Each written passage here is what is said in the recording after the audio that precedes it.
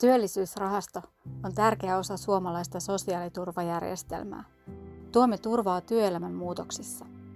Rahoitamme työttömyysturvaa, aikuiskoulutusetuuksia, työttömyys- ja aikuiskoulutustukiajalta kertyvää työeläkettä sekä palkkaturvaa.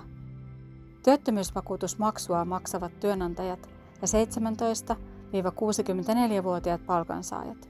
Työnantaja pidättää työntekijän palkasta maksun ja maksaa sekä oman että työntekijänsä osuudet työttömyysvakuutusmaksuista Työllisyysrahastolle. Työnantajan maksamaan työttömyysvakuutusmaksuun kuuluu myös omavastuumaksu. Työnantaja voi olla velvollinen maksamaan omavastuumaksun, jos hän on irtisanonut tai lomauttanut ikääntyneen työntekijän ja tämä on jäänyt pitkäaikaisesti työttömäksi tai lomautetuksi. Omavastuumaksuilla rahoitetaan irtisanomisista ja lomautuksista aiheutuneita työttömyysetuusmenoja. Summa sisältää myös työsuhteen päättymisriidat ja työsopimuslain mukaisen yhteensovituksen osuuden. Työnantaja, joka on päättänyt työntekijän työsuhteen työsopimuslain säädösten vastaisesti, on velvollinen maksamaan työntekijälle korvausta. Valtio rahoittaa verovaroista osuuden työttömyysturvasta. Työllisyysrahasto hoitaa valtion osuuden työttömyysturvasta työttömyyskassoille. Maksamme ansiosidonnaisen päivärahan osuuden työttömyyskassoille.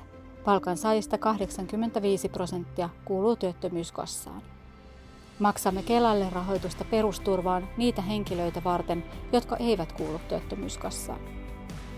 Rahoitamme aikuiskoulutustukea. Aikuiskoulutustukea voivat saada työelämässä olevat palkansaajat ja yrittäjät, joilla on vähintään 8 vuotta työhistoriaa. Rahoitamme ammattitutkintostipendejä.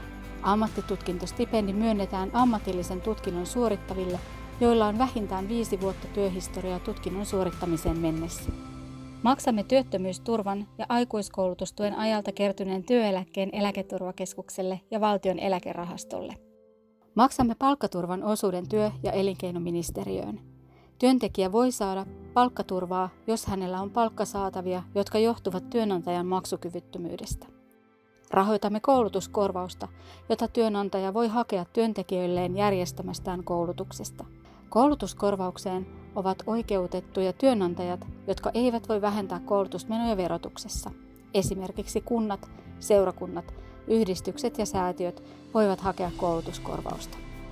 Työllisyysrahaston suhdannepuskuria kartutetaan, kun Suomen talous kehittyy hyvin. Puskuriin kertyneitä varoja voidaan käyttää talouden laskukausina ja näin hillitä painetta nostaa työnantajien ja palkansaajien työttömyysvakuutusmaksuja. Koronapandemian aiheuttamien lomautusten ja työttömyyden vuoksi Työllisyysrahaston rahoittamat työttömyysturvamenot pysyivät korkealla tasolla vuonna 2021. Käytimme menojen rahoitukseen suhdannepuskurin varallisuutta yli 400 miljoonaa euroa. Vuonna 2021 palkansaajat ja työnantajat rahoittivat työttömien, aikuisopiskelijoiden ja eläkeläisten päivittäistä elämää lähes 4 miljardilla eurolla.